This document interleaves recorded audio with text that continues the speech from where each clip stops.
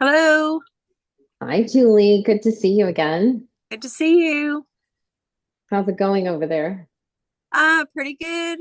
It's been kind of a lazy day today, but needed and welcomed. Nice. Yeah. Very nice. All How's your right. how's your day Well, going? it's going good. I had a couple of client sessions and now this. Hi, Abby. Good to see you again. And Cheryl, welcome. We've got a third joining us. Thank you. Good to see you. All right. So, everybody can just go ahead and mute your screens. Same thing as yesterday. This is going to be interactive. So again, permission to interrupt as I'm sharing the content. So this is healing your parental wounds, embrace Mother's and Father's Day with a clear heart. I'm Amy Colombo. I am a transformative life coach, a nurse coach, a single mother to three boys, and I have been doing this work for about 6 years now in total. Started with healing my childhood trauma in a therapy container and just started unraveling to deciding I'm going to create the future of my dreams.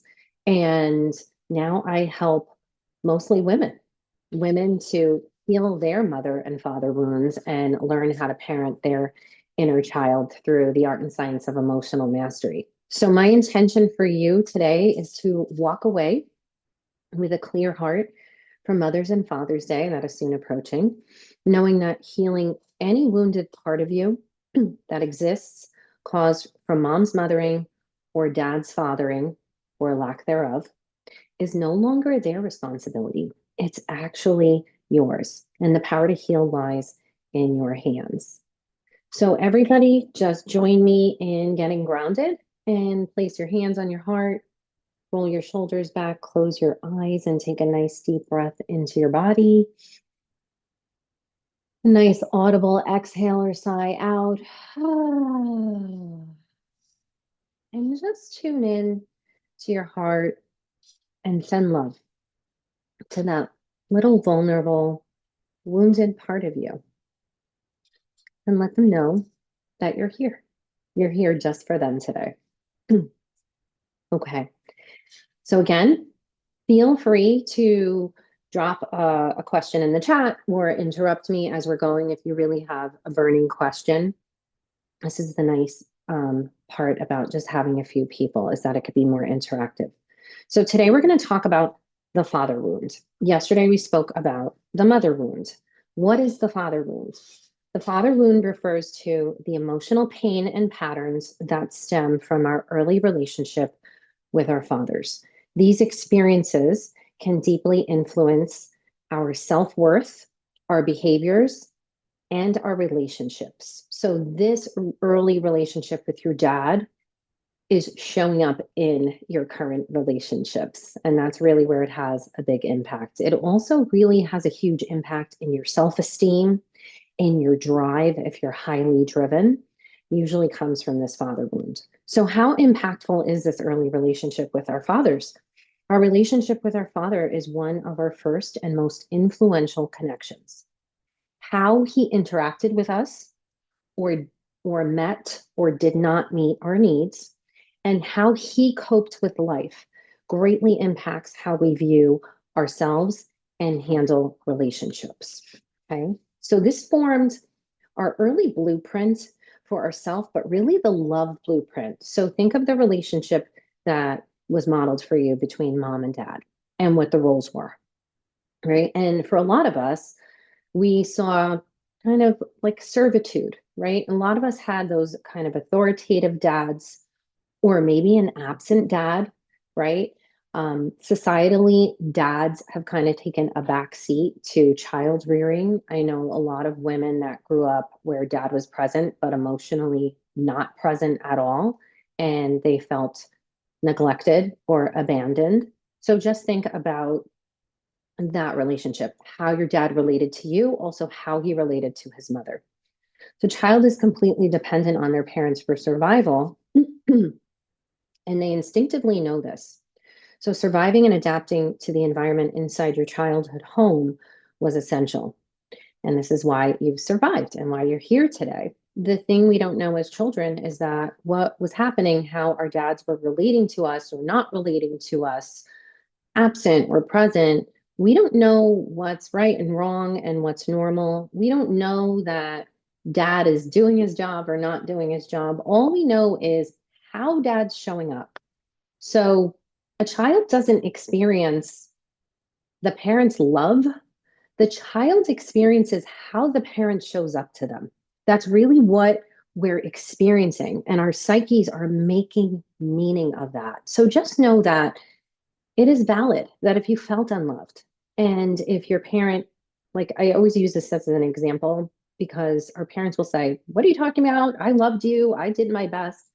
But if you did not perceive that you were loved as a child, that is a real, true experience that you had, and you walked away affected from that experience. So, regardless of whether dad loved you or didn't, we don't know. And I actually have aspired and owned a higher truth that I believe all people, all humans are doing the best they can with who they are and what they know in the moment. And I do believe that our parents loved us for the most part. I really do. I believe that they were doing the best they can. And I believe that a lot of us did not feel loved and walked away feeling as unloved children. And we are experiencing the effects of that in adulthood. So the brain doesn't like going black. It's black or white for the brain. The brain wants to say I was loved, I wasn't loved, I have a right to feel this way, I don't. But I want to say we can kind of hold several truths. You know, a parent, your dad may very well have loved you, and the way he showed up might have been absent, neglectful, abusive, and you walked away wounded from that. What are healthy masculine qualities in a man? So a father's role, a man in his healthy masculine in a healthy home, number one, provider of security and stability, right? That is the healthy masculine. We feel protected from our fathers. They protected us. They protected the home. Or did they? Or did they not? So just think, did you feel protected from dad? Role model of integrity and responsibility, demonstrating ethical behaviors and accountability, setting a standard for children to emulate. How did your dad behave, right? My dad was a narcissist. My dad taught me how to steal when I was under the age of 5. He used to go to the grocery store and like change price tags on things and like showed me that. My dad used to do drugs in front of me, right? So these are just things that, because I have gone back and I have done this work, like I've had to go back and really look at the things that I was experiencing as a young child and what my father was modeling for me, right?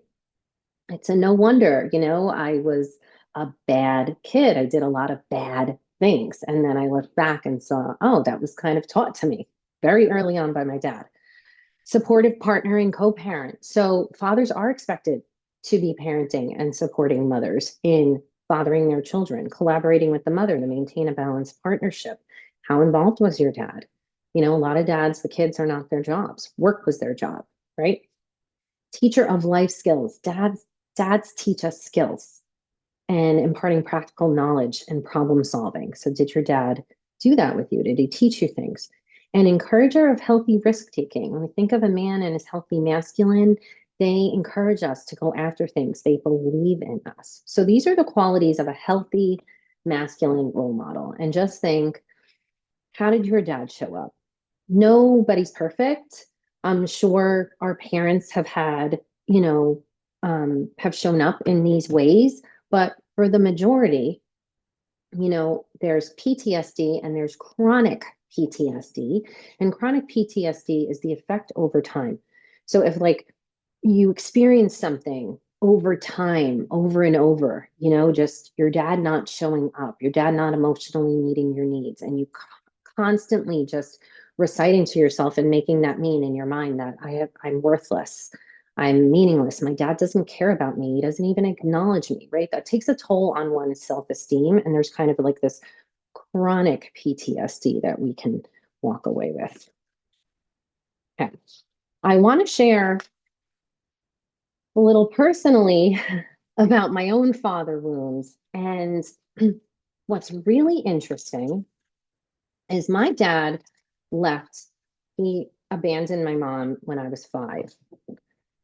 And I didn't see him much after that. He left the state. I live in New Jersey. He left the state. He moved to another state.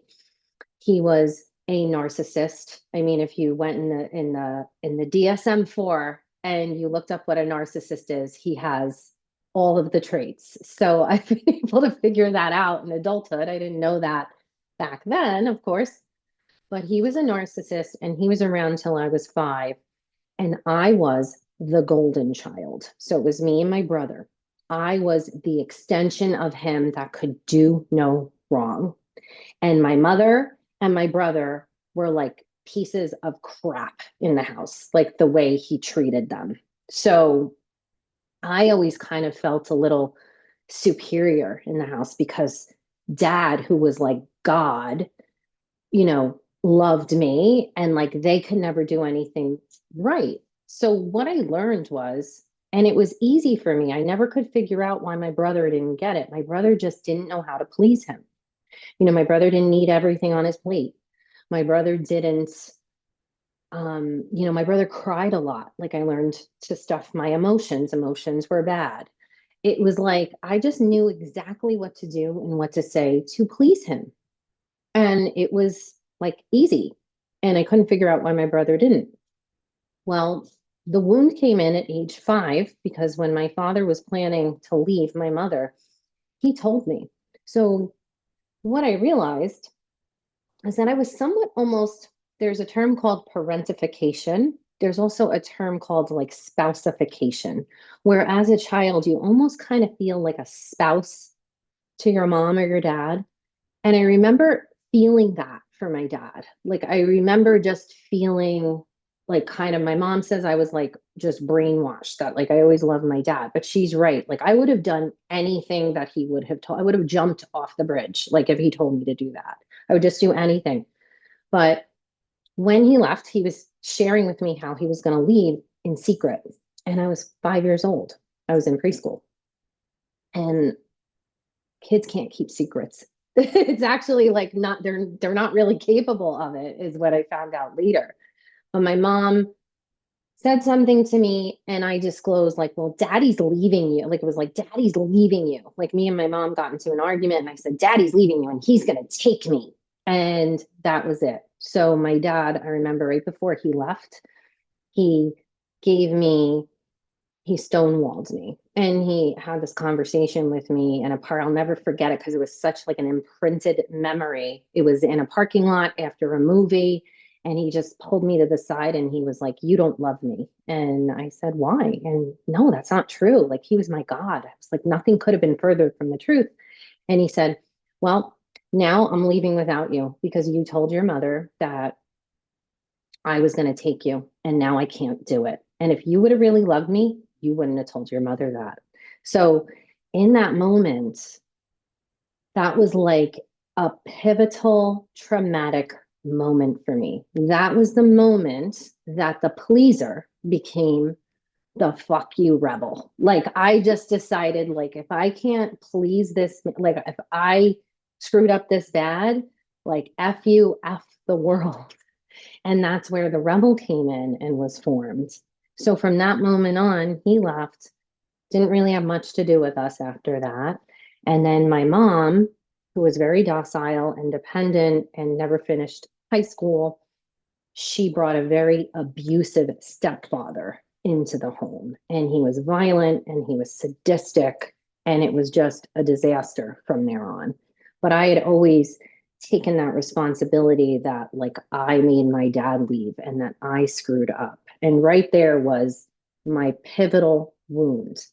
And I share this because when I did my healing work, what was more front and center in my childhood trauma was my stepfather wound, was how like I grew up from age 7 to 22 with him being violent and sadistic and abusive. And when I really went back, it had actually stemmed from that pivotal moment with my father. That was like the initial injury that it went back to. And this has shown up in my, I had decided from then that men were unsafe. I decided that being a woman sucked. I embodied the most masculine qualities that I could, having very like meaningless sex, doing lots of drugs, lots of drinking, not giving a shit about anything. This is kind of like the life that I lived well into my 20s, and had just decided that the world sucked.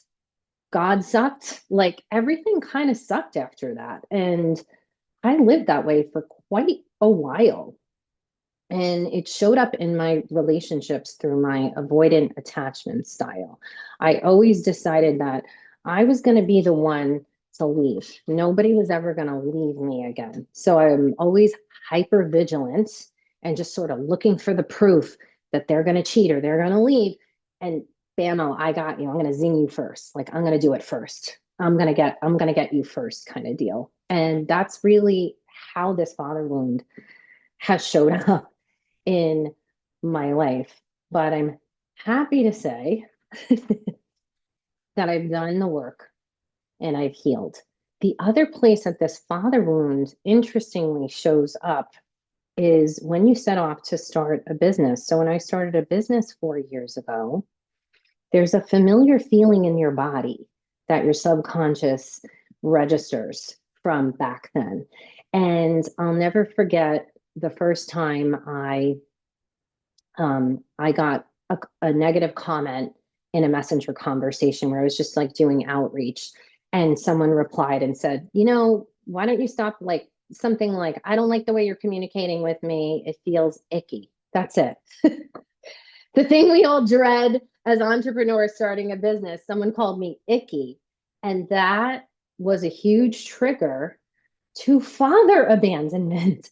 That comment of icky, like I did something terribly wrong and it kind of like wiped me out for days, right? So, this is your portal, your greatest portal, something that I work on with clients. I would say you have direct access to those wounds, and the opportunity when you're triggered is to heal them because your subconscious is time traveling. So, whenever your reaction, your emotional reaction or response in the present doesn't match the situation, and you may not even realize it because your brain is so hijacked in that moment that it just feels so real for you. Like I was devastated from that comment in mess, devastated. And it was so visceral, but it wasn't the comment. It was where my brain was time traveling to father abandonment. And that was what it was. So I just want to say that we all get triggered, and really recognizing what your triggers are and what the feeling is that gets triggered that sends your subconscious to the past. Because our brains, believe it or not, our brains are very lazy. Our brains want to just kind of categorize things, and they form these patterns and ways of believing and thinking, and they just run them over and over and over and over again by default. So that's why when we're doing this healing, when we're doing personal development work, when we're in a coaching container, it's intentional work to think different thoughts. It is. You have to practice the new thoughts, even when maybe you're not believing them, because the rewiring process is possible, but your brain is going to continue to do what it's always done. It's going to continue to just default. There's going to be a trigger. Your brain's going to feel a feeling, an emotion. It's going to think a patterned thought. So pay attention to what you say over and over again in your head. What you say over and over and over again, you find yourself repeating. That is a patterned thought pattern, most likely from very, very long ago. It might even be something that you heard your mother or father say. So the father wound is very near and dear to my heart because it continues to show up, but healing is possible. So, what contributes to this wound? It's mostly unconscious, living in the patriarchal society that we live in, where women are kind of deemed less than and men are the authoritative figure in the home. Fathers have been authoritarian and absent. the kids are not their job or their concerns, but this actually isn't true. The father wound is formed unconsciously through them being emotionally unavailable or indifferent. So, some people, as a kid, if your dad was just kind of indifferent, like there's lots of dads like that where like almost like you don't exist, right? I know like my mother had that experience with her father. Like almost like he's walking through the house and like she's not there, like she's invisible. So if you're that invisible to a parent, your parent is so indifferent. As a child, you will create a story around that that's less painful than coming to the truth of like, yeah, my dad's just like indifferent to me, right? So maybe it's like, oh, maybe he wanted a son. And maybe that's something you heard, but maybe it wasn't. But just again, the child experiences how the parent shows up, not the fact that the parent loved the child or not. So, criticism, a lot of our dads were very critical and they thought that they're toughening us up through criticism. And now we've taken in dad's voice. I don't know about you, but I've definitely done a lot of work. I do work with the inner critic with all my clients. And I always ask at a certain point, like, who, what does that sound like? Like, whose voice is that? And for me personally, dad's voice is that driving, that's the driver, that's the critic, that's the perfectionist, 100% dad. And it always kind of astounds me how much dad I have in me because he was only with me till age 5, but it was very, very profound. It's his voice in my head. Addiction or irresponsibility. So father struggling with addiction or displaying chaotic, unstable behavior. Again, if you're a child and you come home and you never know what version of dad you're going to get, that is a chronic feeling of unsafety. And again, that chronic PTSD, you just kind of lived in chronic unsafety for years and years and years. That had a toll, that took a toll, that had an effect. Death, right? Some of us don't give us we don't warrant what we walked away with from childhood because we're not giving ourselves the permission to have a wound. But if your dad died, right, a part of you it feels abandoned from dad, and that is warranted. That is a wound. And of course, abuse of any kind, physical, sexual, psychological. Okay. The other dynamic that I want to bring in is there's different dynamics between moms and dads. But if you had a really harsh mother, because some of us have harsh mothers, and dad was the angel, right? When you are an adult and you go back and you do this work, both parents, there was a dynamic between both of them. So as a child, again, it serves you as a child to create a story around mom and dad, that kind of one's a villain and one's an angel. But again, that story is not actually true. That story just helped you survive. And when you go back, you'll realize how maybe dad didn't protect you when he should. And maybe dad didn't speak up. Maybe he kind of sacrificed you because he didn't want to get into a conflict with mom. So he just kind of like let mom do her thing, and then there's the opposite where dad's abusing you and mom's like ignoring it or pretending it's not happening. And that was the case with my mother. My mother was very absent from her body. She kind of lived in a dissociated state. So, like, my stepfather was in the same room as her, abusing my brother, and I was the only one who saw it. It was like I was this little kid, and I was like, and I'd have to go to my mother and like shake her and be like, look at what he's doing. And I just remember it would drive me crazy. But I realize now my mother just kind of was never in her body. She was always sort of somewhere else. So she allowed, right? She allowed and she let that happen. She didn't protect. So these factors can lead to feelings of neglect, low self-esteem, and difficulties in forming healthy relationships. Okay. And as we're talking about this, I know I'm feeling it. So if you just need to like take a deep breath in, yeah, and just kind of ground and settle and come into the present. It's a thing. When we talk about trauma, when we talk about these things, the system can get stirred up. It can get very triggered. So just be aware of that. There's nothing wrong. Just make sure you're grounding and breathing.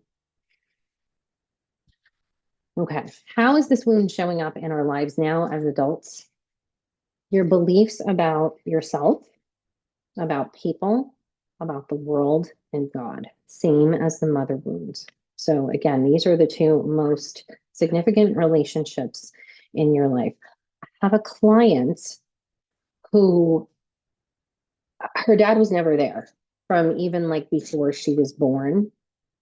And she's kind of unaware that she has a father wound, but she does because dad was just never there. Like he was absent from before she was even born. And her mom made up a story and told her a lie that like he was dead or something like that, but he wasn't.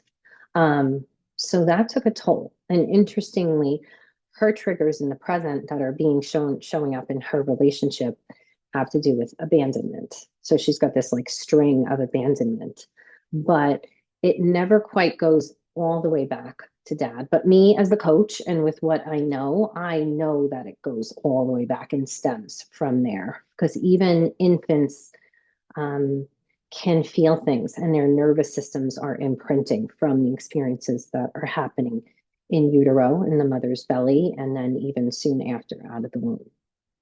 So we can carry these patterns in our romantic relationships, our friendships, and even our parenting. The father's wound can manifest in various ways, but the biggest ways are trust issues. So difficulty trusting others and especially men.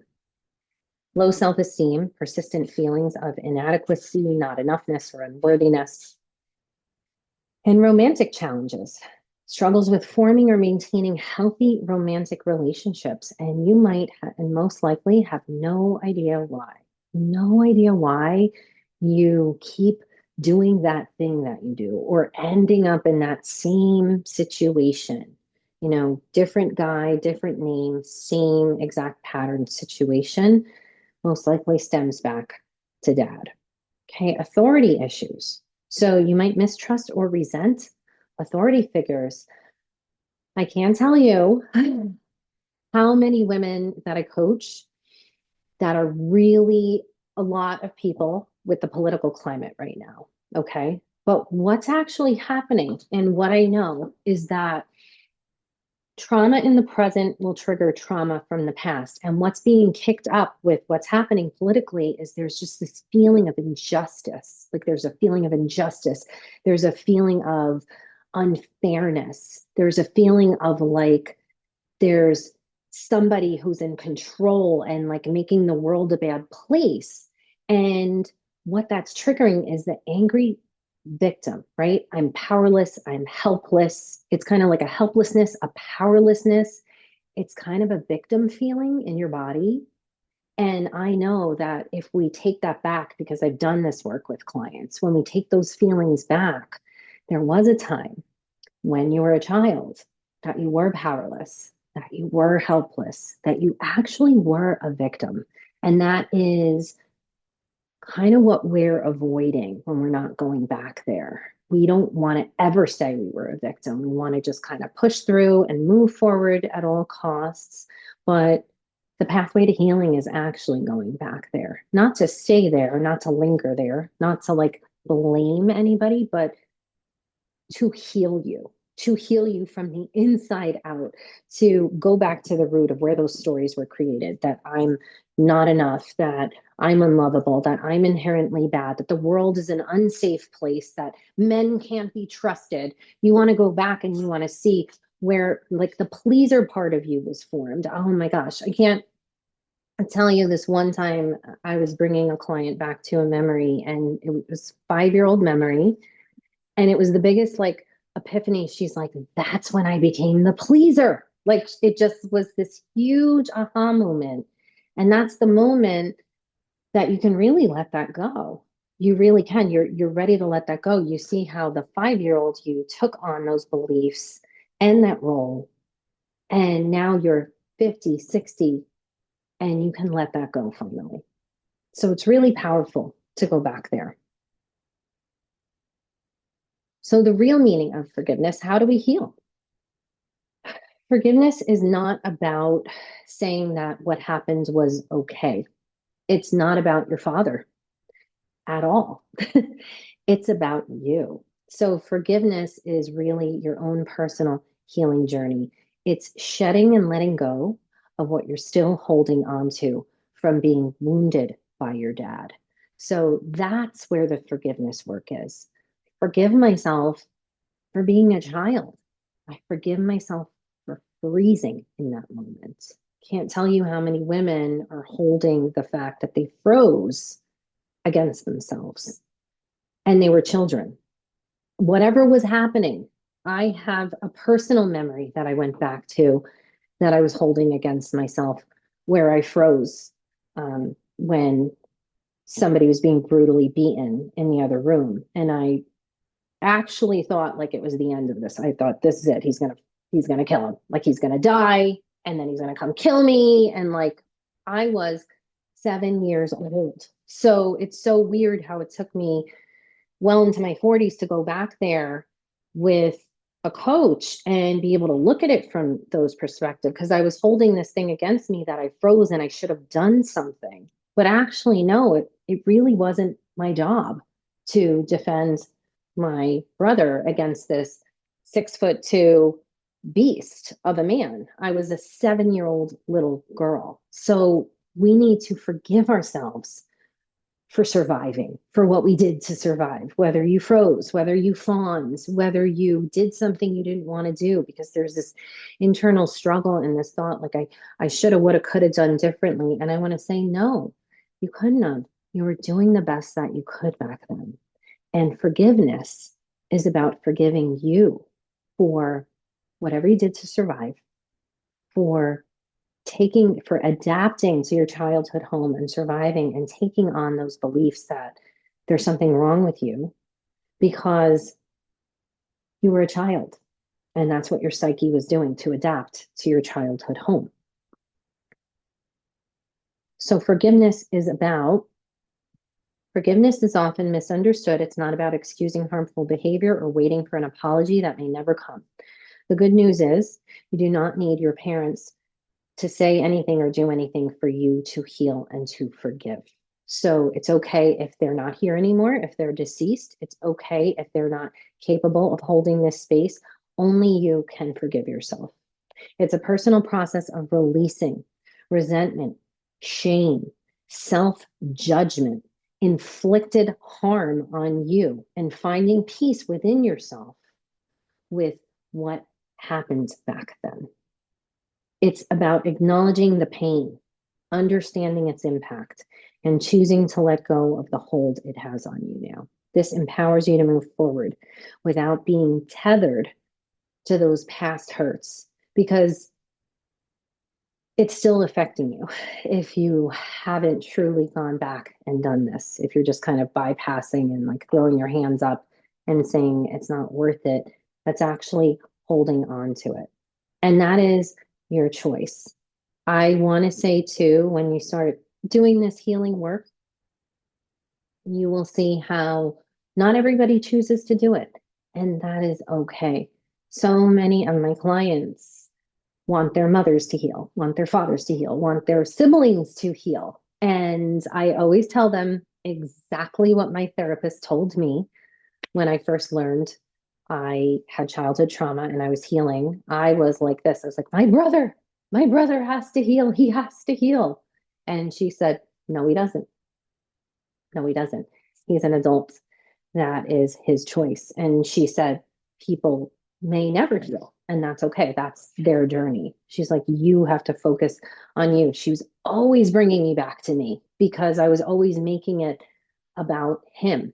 So, again, your experience in your childhood home, a lot of my abuse had to do with what I was watching happen to my brother. So I like never felt I had a right because in my mind, I wasn't the one taking the beatings. I was just watching them. So like I didn't have a right to carry the rage that I was carrying until I finally realized, oh, I do have a right. I did take a wound away. And she explained to me so eloquently She said, you have two kids in a home.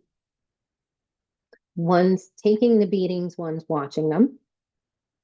Both both forms of abuse. And she is like, I can't tell you which one's better or which one's worse.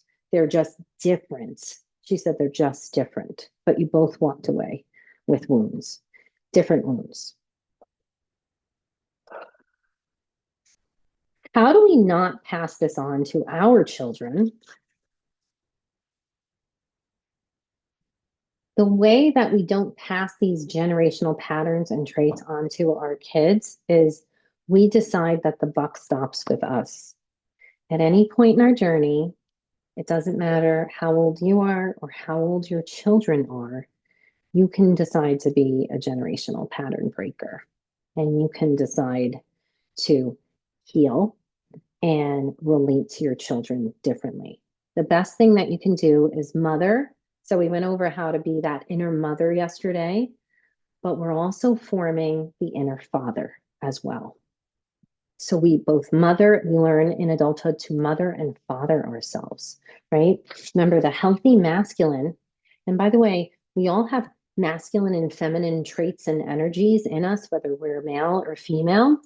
And the healthy masculine is all about the provider of security and stability. When I think of a healthy masculine, I really think of safety.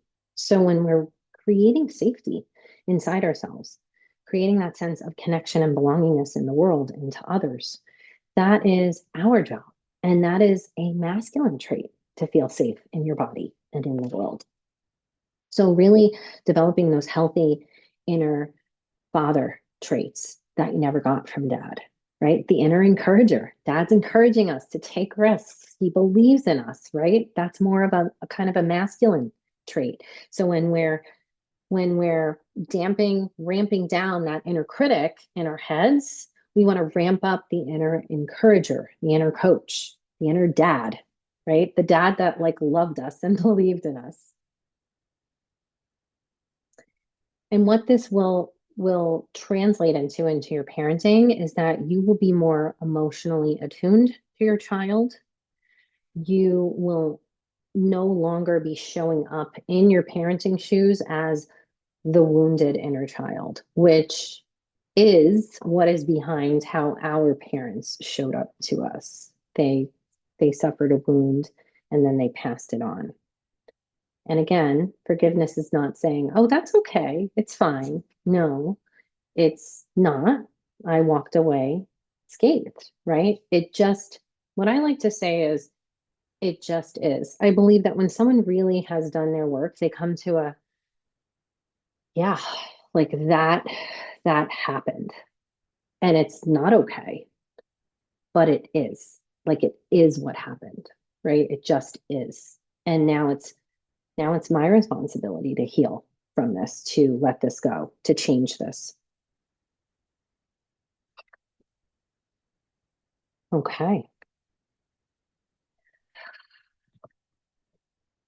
How are you all doing? Does anyone have any questions or comments? Anything that I presented today? First Sure, of, Julie. Yeah. first of all, oh my God. Yes, I was thinking of you, Julie. Lots of light bulbs going off as you're going along. So much I can relate to. We can talk more about that another time, but Hmm. I wondered, you mentioned a book for the father wound, I'm sorry, the mother wound yesterday, which I actually bought and don't have it yet, but I wanted to read it. But is there one for the father wound? Yeah.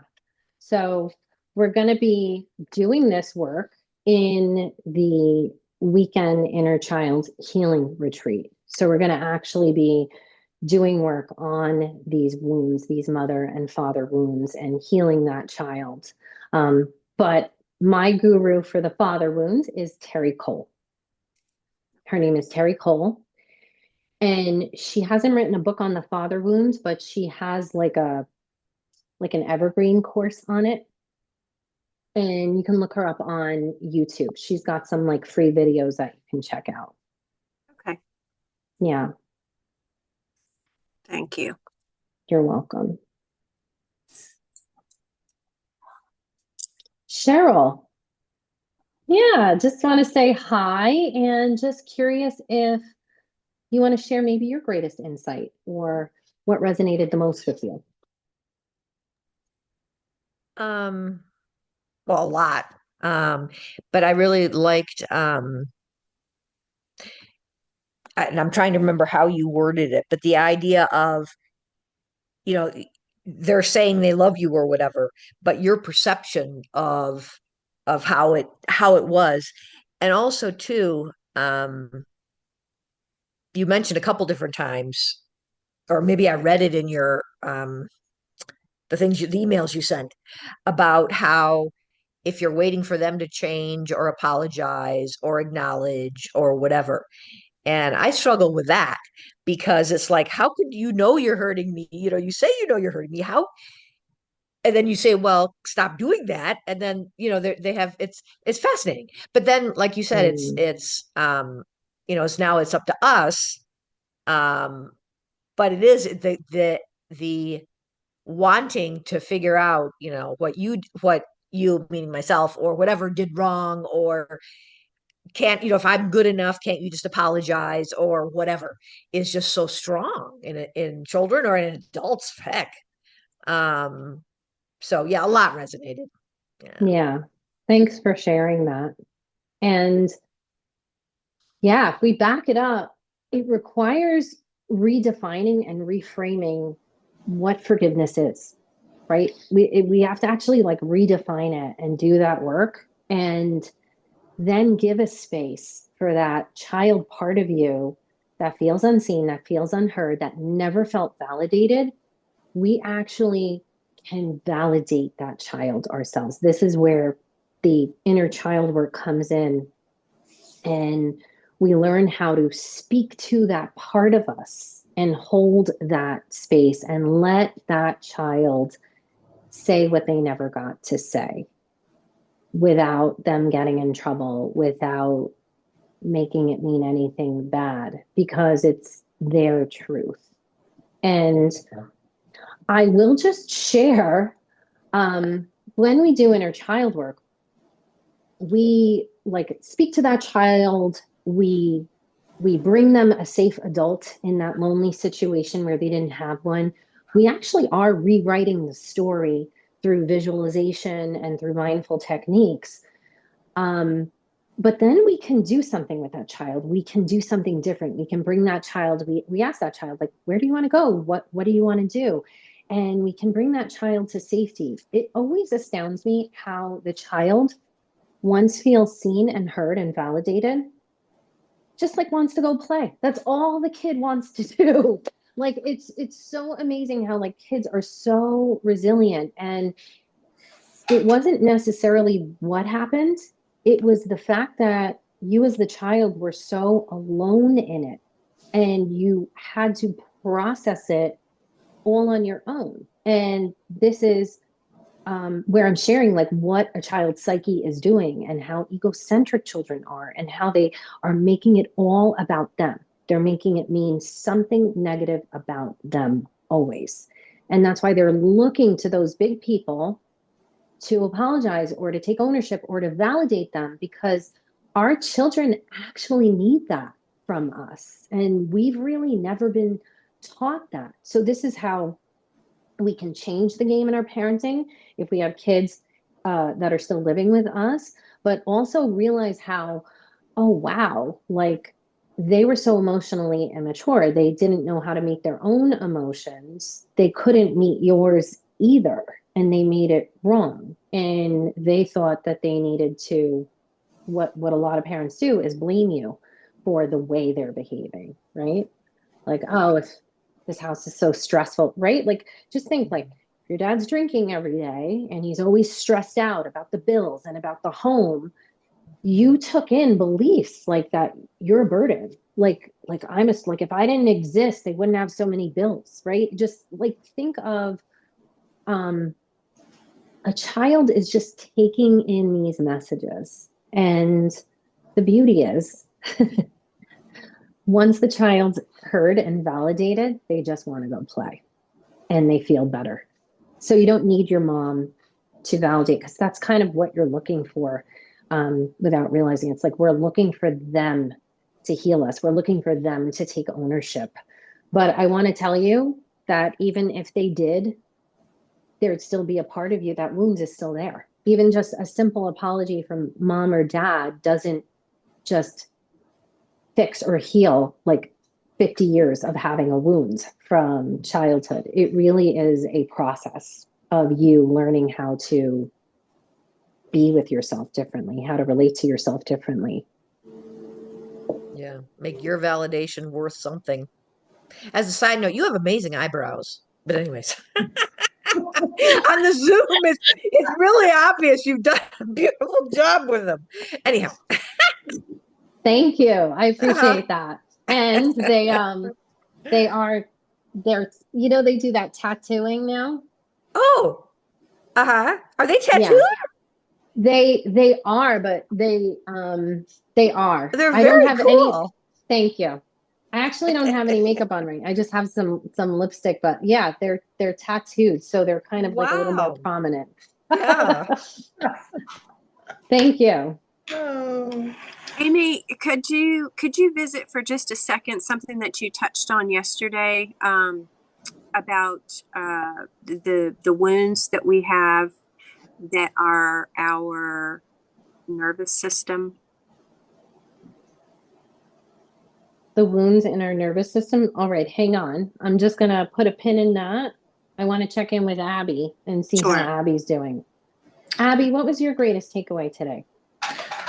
Well, my greatest takeaway is that I had more father wounds than I thought I did. Hmm.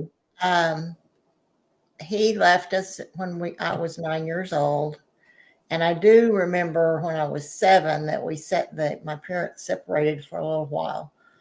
But I have some guilt as an adult that I didn't give him a better chance than what I did. I had a lot of emotional and psychological abuse from my mother regarding my father, a lot of negativity to the point that I was actually physically afraid of him for no apparent reason. Uh, Hmm. I only remember him disciplining me when I was a child, and it scared me because it was like he doesn't do that. And he didn't spank me, he didn't beat me or anything, but he scolded me. And I was taken aback by that. But I don't. Um, I remember him carrying me. I remember him taking my kindergarten class somewhere for a little outing, and I had good memories of him until the time came that we were no longer living together. And so my experiencing with him after age 9 was limited based upon how much my mother would let him participate. So Hmm. I'm realizing I was just thinking when they both died, he died first, and I grieved so much more over his death than I ever did my mother's. And I was not so shocked about that as how little I grieved over my mother. And so now talking about this, I realize that a lot of my permanent adult wounds are definitely related to him not being in the picture. Yeah. Yeah. Thank you for sharing that. He was in your life up to age 9. So that was very significant, more significant than you think. And Mm-hmm. then that abandonment. When our parents die, if we've never done this work before, we haven't done it, we grieve two losses. We grieve their actual loss, and we grieve the loss of the ideal relationship that we will never have with them. That we've kind of, because there is a little girl part in us that's longing for something. And that is the part of you that like wants mom to apologize or wants mom to validate. And the beauty and the good news is it's never too late to do this work. And I had shared yesterday that I did my healing work after my father passed. And you can create whatever you want in your life. So you can create a beautiful, and I don't know how this sounds, but I've created an amazing relationship with my dad since his death. And that really is true. And it just was me taking the reins and realizing that I could create whatever I want in my life. And I started healing. And yeah, now I like kind of ask him questions. I've done the work where I can see the, like, once we really get to the end of this, we can go back and we can see how the trauma positively impacted us. What are those qualities and traits that we took away that make us us, that actually are serving us, right? So a lot of that, you know, I have a lot of dad in me that is attributing to my success. And I know that all of you have parts of mom and dad in you that are actually good. But we always want to really acknowledge the wounds with care and consideration and love and nurture. And that's more like the motherly part of us. And then we can develop that inner father. So thanks for sharing that, Abby. All right. So, Julie, you wanted me to go over something, the wounds in the nervous system. Can you tell me more about that? I'm not sure what you mean. Just elaborate on that.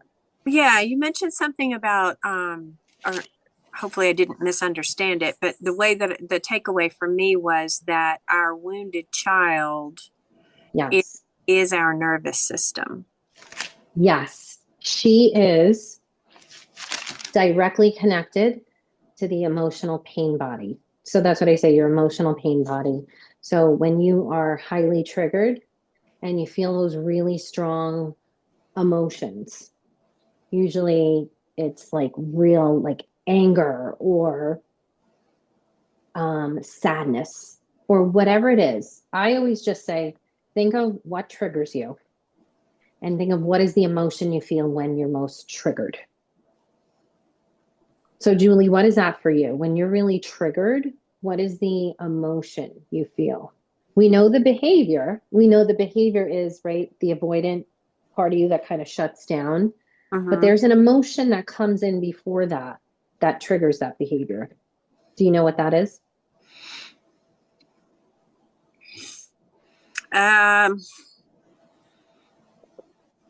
Just feeling scared, anxiety, you know, all the physical responses that go along with that. Yeah. Like from what I know, I would say definitely it's a feeling of like, I don't know something, right? Like maybe being asked a question, you don't know what the answer is, or just feeling like you're going to get it wrong on some level.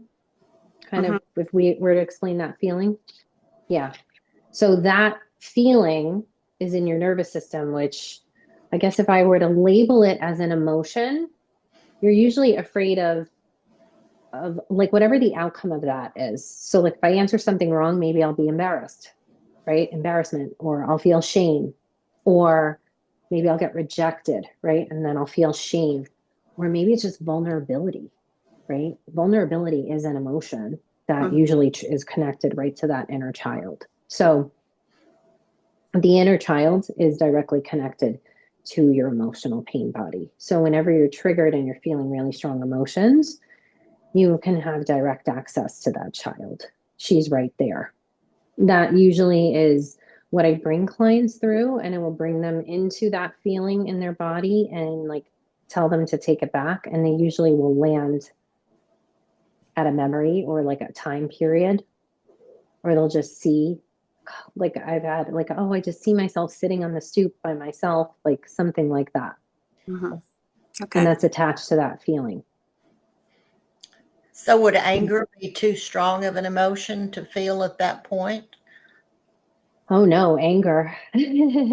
Anger definitely is an emotion I'm very familiar with. Most women internalize their anger, and I would say most women identify more with anxiety. Okay. But anxiety and anger are in the same rung of the nervous system ladder. they're on that same rung. So it's like the nervous system is a ladder, and it starts here in at the low depression, submit, collapse. And then a higher rung is anxiety and anger. So a lot of us kind of get stuck here because we can move there. We can keep it moving. The vulnerability, your system learns, feels sad, it feels something vulnerable, and that anger or that anxiety just come in and like protect you and cover it up because you have to survive, you have to live, you have to keep moving, you have to go to school, go to work, right? We can't go to school and work if we're just stuck in submit, collapse, depression.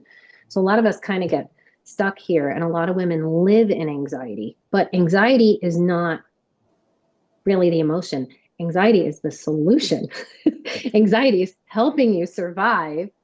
And it's that deeper layer, like what's underneath that, the shame, the sadness, the feelings of not enough. And that emotion is kind of protecting you. So what I would do, Abby, is whenever I drop someone into their emotions, I just usually ask them like, what else, what's underneath that? Like, what else is there? And usually you can feel some other things. For me, it's happens in my situation. I'm sorry. What happens in my situation is I personally think anger, but I demonstrate it as anxiety. I don't let my anger be visible to anybody else except myself. Yeah. But what they see is anxiety. I feel anxiety, yes, but that's the one that I exhibit to others. Yeah. And, you know, like they're really close. They're really close and they do look the same. And, you know, but for women that are constantly annoyed, you know, you may be one. I know one of my best friends is like this. She's always annoyed. She's always just annoyed with everyone. Everyone's annoying, right? And her kids, and like, I got no patience. And when she goes to work and she complains, and nurses do this a lot, right? We're kind of like, we're sort of like stuck in this chronic state of anxiety and anger because we've taken on this message that we're supposed to just, right, like make ourselves smaller, caretake. We kind of, from these mothers and fathers wounds and from your original home, we kind of got these messages that we're meant for servitude, we're meant for caretaking, right? And we end up in these jobs as nurses. There's a lot of healers and caretakers that tend to be pleasers and perfectionists. So it makes sense. Nothing's gone wrong. And awareness is always the first step. So just being aware. Good. Oh. All right.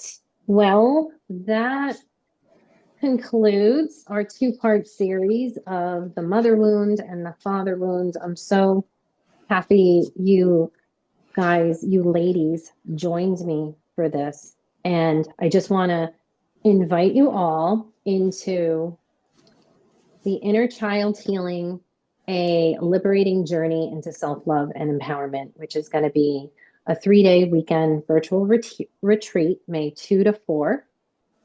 And we're going to be doing this work in a container. And I'm going to actually be bringing you through processes. There's going to be learning, there's going to be exercises, you're going to have recording access afterwards and like a workbook to take away with you.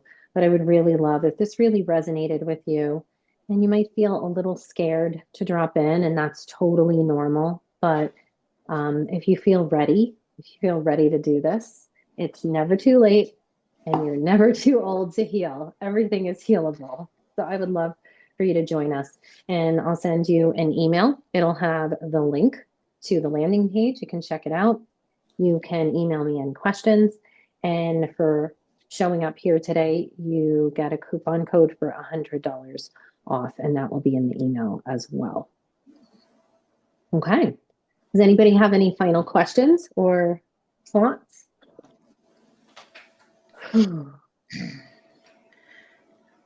I understand that everybody is unique, but during the healing process, what have you seen as far as when your client will say, I think I'm healed? Or do some just get a little bit better and never really feel healed, or how does that go usually? Yeah, everyone's journey is so unique to them. But healing and growth is a lifetime thing. I always think of that Bible verse that we're work in progress till the day we die, like God is never done with us. It's the same way in life. So I will see people make jumps and leaps and progresses. And what usually starts happening is people will start feeling calmer and more peaceful in their bodies. They'll start noticing that they're not like something doesn't upset them like it used to. They're less triggered. And then the real validation is when the external world starts projecting it back to you. Like all of a sudden, my boss is respecting me at work. All of a sudden, my kids are respecting me more. When the husband dynamic shifts. So I've seen this. I've seen women come in and really have a dynamic with their husbands. And a lot's being projected onto that relationship, more than you think. So when we start doing this work, all of a sudden, like the dynamic shifts, and a husband who maybe was the enemy when they first came in, all of a sudden is their ally now and is like more loving and more supportive than they've ever been. So I see so many different things happen. Yeah. I mean, and even just one of those little takeaways is priceless. It can really change your whole life experience.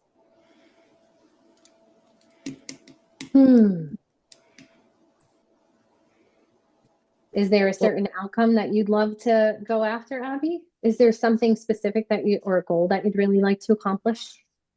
Well, my goal for the whole year is, and it was last year, and I guess I didn't think I met it, or I wouldn't have extended it this year. I just want joyful peace. And I feel like that no matter what I do personally to try to make that happen isn't working. And I'll blame it back on my childhood, you know. And so, you pray for it all the time. And it's like, I need to be doing some work to make it happen. I know God's going to allow it, but I think He's left it up to me to figure out what's going to work and what's not going to work. Yeah. It's available to you 100%.